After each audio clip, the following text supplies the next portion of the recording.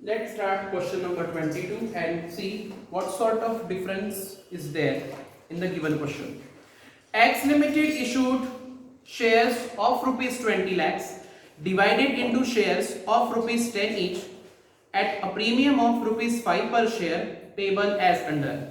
On application 4 rupees, on allotment rupees 6 including premium of rupees 3, and first and final call the balance amount is to be received. अब balance amount कितना होना चाहिए? 10 plus 5, ऐसा हमारा 15 rupees का share है। 10 rupees capital के, 5 rupees premium के, टोटल अमाउंट 15 हो गया। वो 3 स्टेजेस में पैसा बुलाने वाले हैं, at the stage of application, stage of allotment and stage of first and final call. First final they are one and the same. They are asking for rupees 4 at the time of application, rupees 6 at the time of allotment.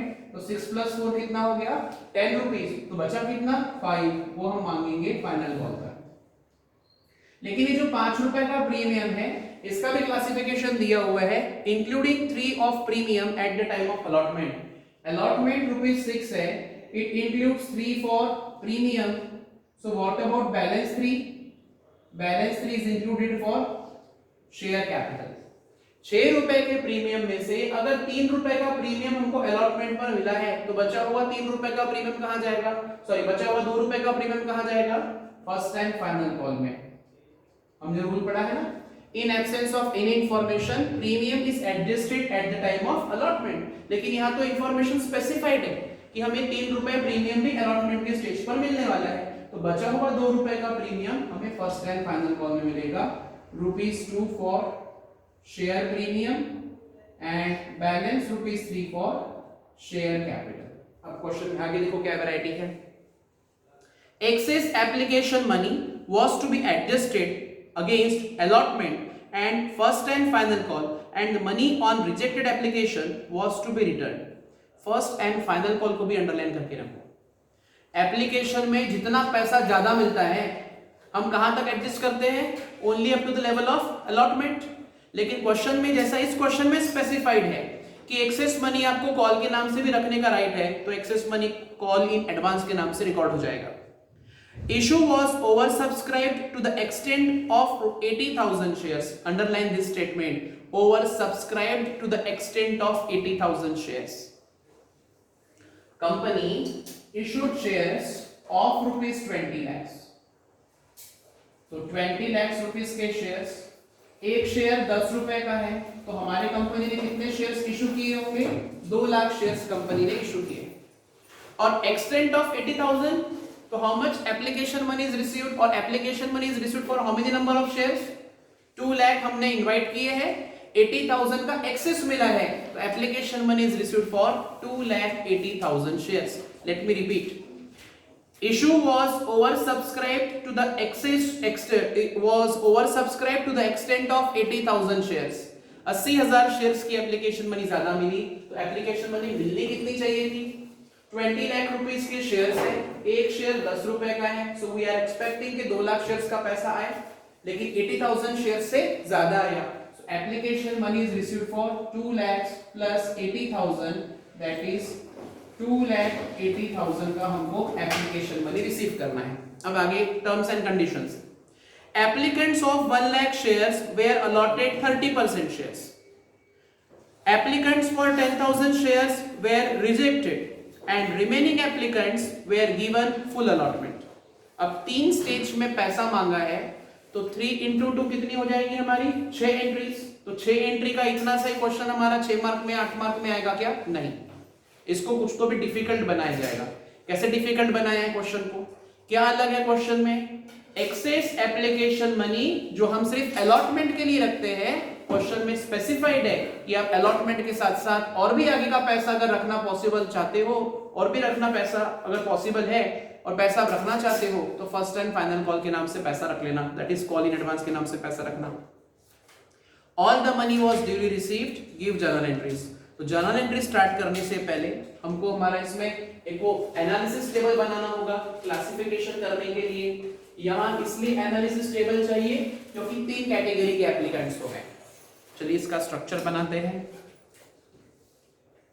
Applied allotted, ऐसे ऐसे columns add करते जाएंगे। सबसे पहला column होता है applied, फिर allotted, then application money paid, application money transferred to share capital, इसके बाद अगर एप्लीकेशन में ही प्रीमियम रहेगा तो फिर ट्रांसफर टू प्रीमियम भी। तो ये applied, allotted, application money received, application money transfer to capital, excess, allotment due, excess transferred to allotment, इसके बाद अलॉटमेंट टू बी रिसीव्ड, इसके बाद अलॉटमेंट एक्चुअली रिसीव्ड, अब यहाँ पर डिफॉल्ट टर्म नहीं तो to be received actually received भी सेम रहेगा, then excess after allotment, first call due, transfer to first call, first call to be received,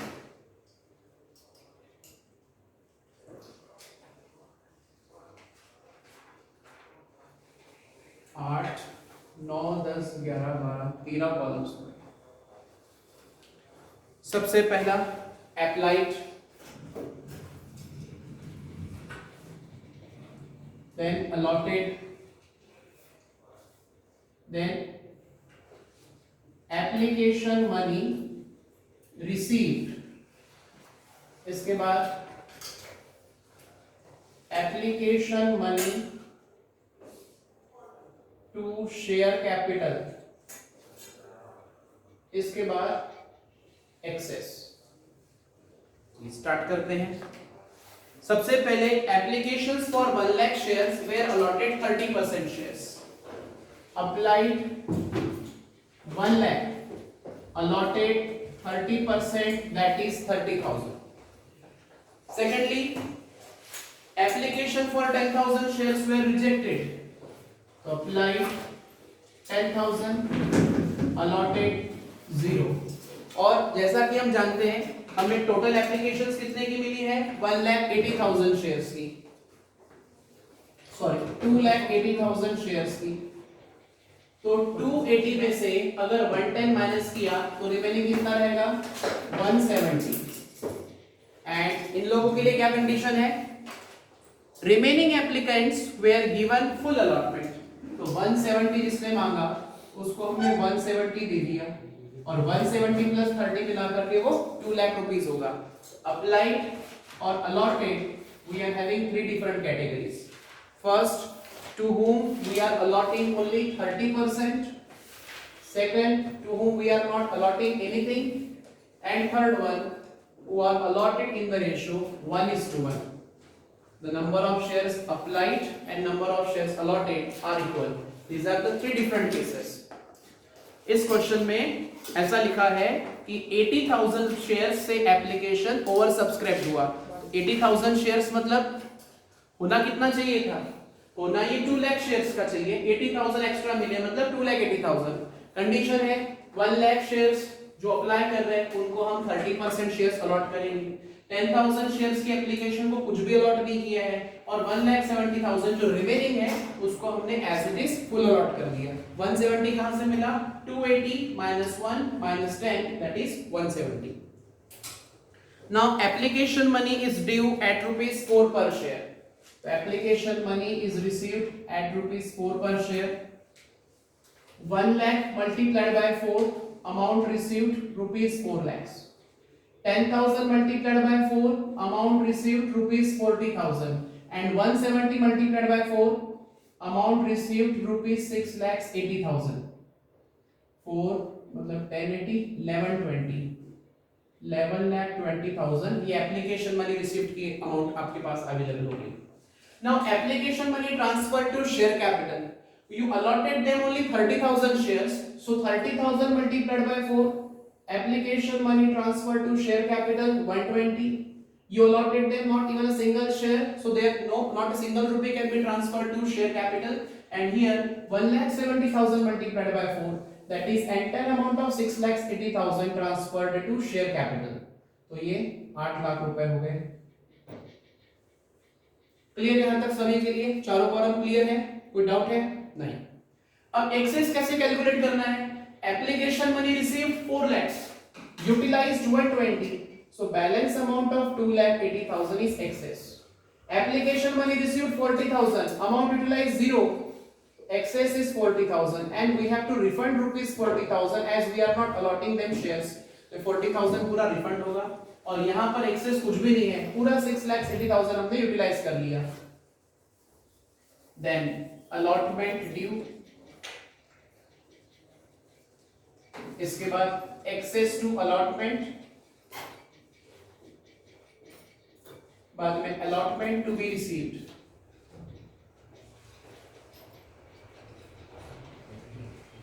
Allotment money is due by rupees 6 per share. Allotment due at the rate of rupees 6. अब बताइए allotment due कैसे calculate करोगे? Applied से या allotted से? allotment due applied से calculate होगा या अलॉटेड से कैलकुलेट होगा? अलॉटेड से. तो 30,000 मल्टीप्लाइड बाय 6 रुपीस 1,80,000. यहाँ कुछ भी नहीं और यहाँ 1,70,000 multiplied by 6 17 5 85 6 102 10,20,000.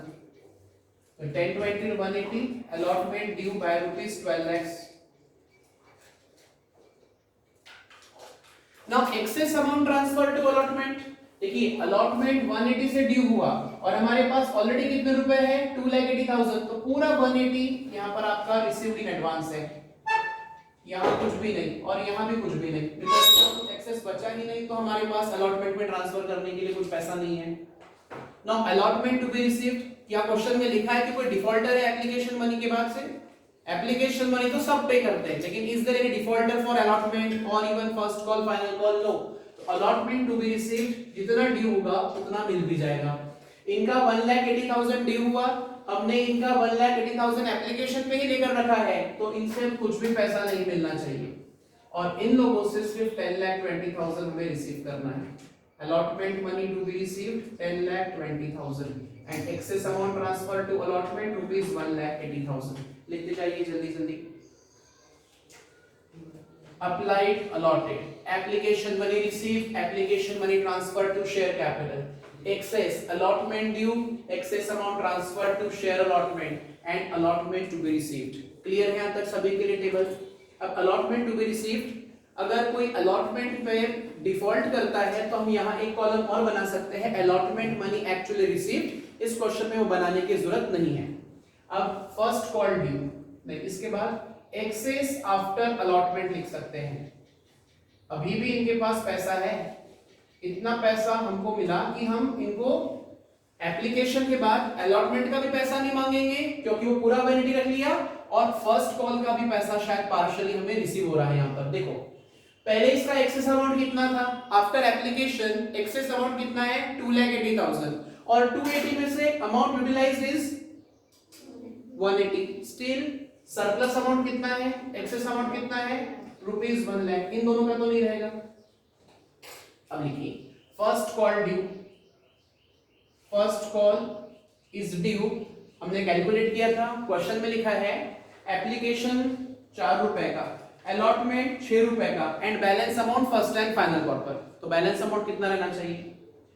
Share having face value of ₹10 issued at 5% premium. तो इशू प्राइस कितना है? 15 रुपए और 15 में दो स्टेज पर अगर 10 रुपए रिकवर हो गया तो फाइनल स्टेज के लिए कितना अमाउंट बचेगा? 5 रुपए. तो first call is due at the rate of ₹5. फिर चेक करिए 30,000 multiplied by 5. First call is due by ₹1,50,000 and then 1,70,000 multiplied by 5, how much? 8,50,000.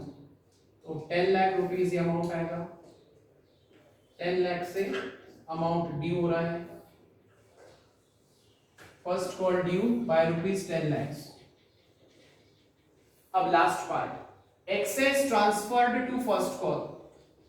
Access to first call.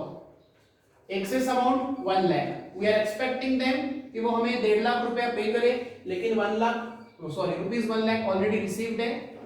तो ₹1 lakh excess transfer to first call, यहाँ कुछ नहीं. और ये 1 लाख रुपए को आप लिखोगे कॉल इन एडवांस. पैसा मांगा नहीं लेकिन पहले से दे दिया शेयर होल्डर ने, it is called call in advance. then first call to be received, amount of first call to be received 150 मिलना चाहिए, रुपीज 1 लाख ऑलरेडी रिसीव्ड है तो इनसे 50,000 मिलेगा और इनसे पूरा 8,50,000 मिलेगा, तो first call to be received rupees 9 lakh है। अब इसके आगे की कॉलम की हमारे लिए जरूरत नहीं क्योंकि कोई डिफॉल्टर नहीं है।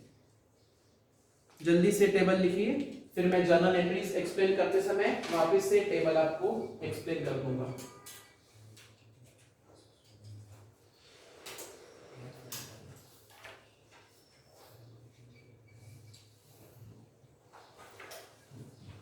तीन स्टेज में पैसा मिल रहा है तो हमारी 6 एंट्रीज रहेगी यहाँ पर, तो 6 एंट्रीज और एक कैलकुलेशन, ऐसा ही सब मिला करके 6 मार्क्स का क्वेश्चन रह सकता है ये, बिकॉज इसमें अमाउंट कितना कौन से लेवल पर ड्यू करना है that's a big deal.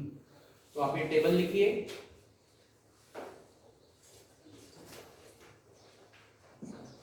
So that हम आगे का पार्ट स्टार्ट करें। First entry is for receiving application money. What is the entry for receiving the money? Any money. Bank account debit to जो पैसा मिल रहा है वो लिखोगे bank account debit because it results into increase in bank balance. Bank account debit ये यहाँ पर दिख रहा है, application money received कितना है 11,20,000, bank account debit 11,20,000 to share application account rupees 11,20,000, being application money received for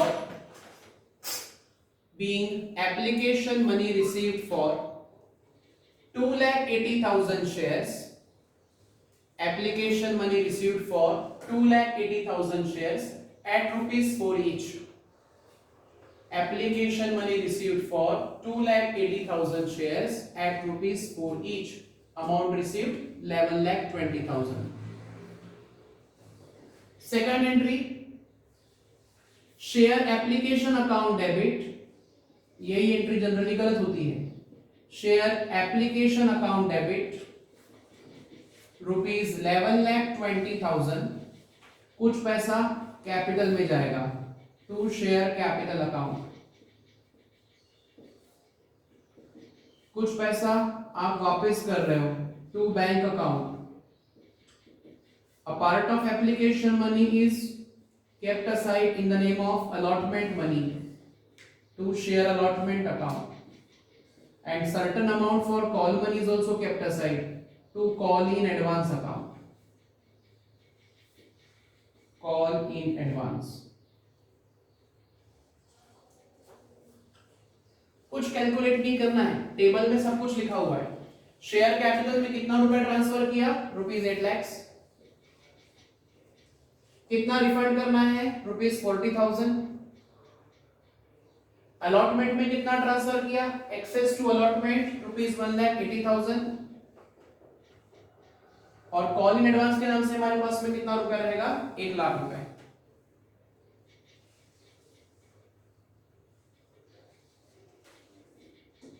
8, 9, 10, 11,20,000 adjusted. Now third entry is for allotment money due. Entry रहेगी premium के साथ है, share allotment account debit, share allotment account debit to share capital account to securities premium reserve account, to securities premium reserve account, share allotment account debit to share capital account to securities premium reserve account। अब जैसा कि हम जानते हैं हमारा allotment due कितने से होगा 12 लाख रुपीस से, 2 lakh shares at the rate of ₹6। इसमें प्रीमियम 3 रुपए है और शेयर कैपिटल 3 रुपए है, मतलब 12 लाख को आधा आधा बांटना है, 6-6 लाख रुपए लिखना है। तो share capital ₹6 lakhs and securities premium ₹6 lakhs। वहां देखो अलॉटमेंट मनी ड्यू करना है ₹6 से including premium of ₹3। We are inviting money for 2 lakh shares, so you can write 2 lakh shares multiplied by ₹3, 2 lakh shares multiplied by ₹3, and here it is 2 lakh shares multiplied by ₹6। But हमें 12 लाख रुपए मिलेंगे क्या? Answer is no, because 12 लाख रुपए में से पहले ही हमारे पास 1,80,000 है। ये जो यहाँ दिख रहा है ना अमाउंट ट्रांसफर टू अलॉटमेंट 180, तो 12 lakhs minus 180 amount to be received is 10,20,000 for journal entry. जैसा हमने फर्स्ट एंट्री लिखा था बैंक अकाउंट डेबिट, ठीक उसी तरह with increase in bank balance bank account is to be debited, and here we are receiving money for allotment of shares, so to share allotment account rupees 10,80,000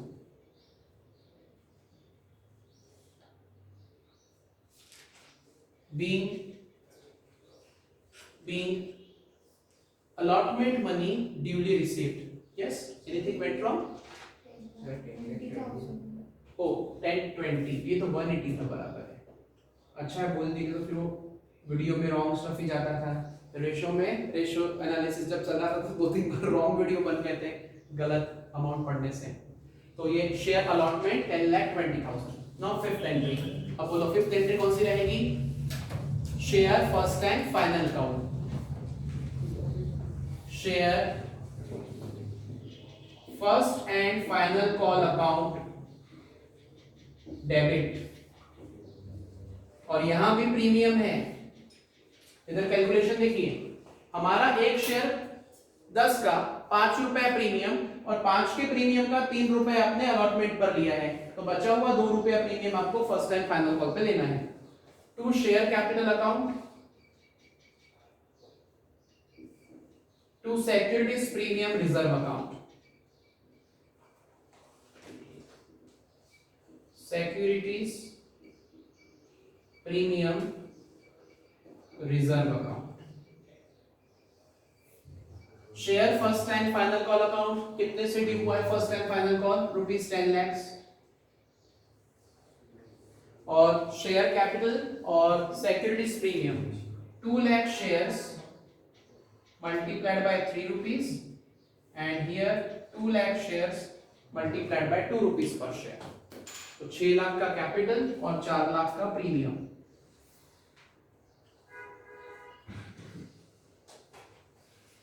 ₹10 lakh की entry हुई। And the last and unique part, ये जो पैसा advance में मिल गया है, अब तक हमारे लिए लायबिलिटी था। जब तक ये फर्स्ट कॉल ड्यू नहीं किया तब तक कॉल इन एडवांस हमारे लिए लायबिलिटी है, लेकिन जब फर्स्ट कॉल ड्यू हो गया, कितने से ड्यू किया है हमने? 10 लाख रुपीस से।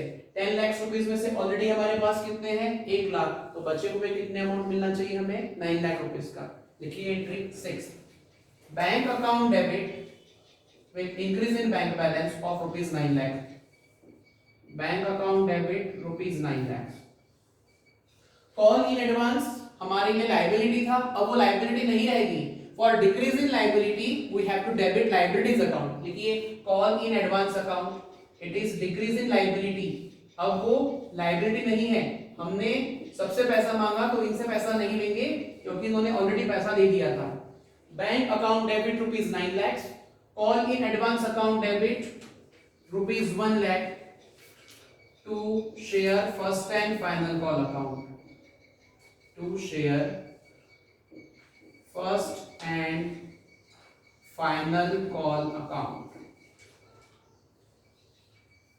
₹10 lakhs,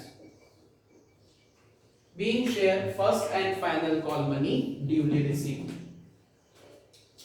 being share first and final call money duly received। clear है solution? any doubt to any of you? no doubt, okay, thank you। इसके बाद next question, read the question number 23।